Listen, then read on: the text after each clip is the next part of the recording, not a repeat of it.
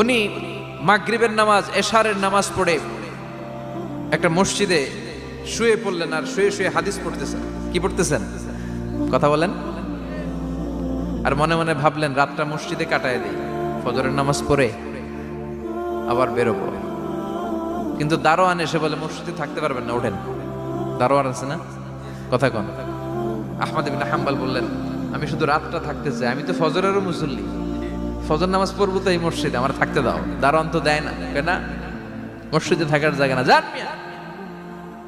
উনি যে আহমদ ইবনে হাম্বল এটা চিনে নাই, থাকতে দেয় না। কি করবে এখন? উনি কাঁথা গুছিয়ে হাদিসের কিতাব নিয়ে কাঁধের মধ্যে ব্যাগ নিয়ে মসজিদ থেকে বেরোয় গেলেন। কি আর করবেন, প্রচন্ড শীত, আর কাঁপতেছেন, বুড়ো মানুষ।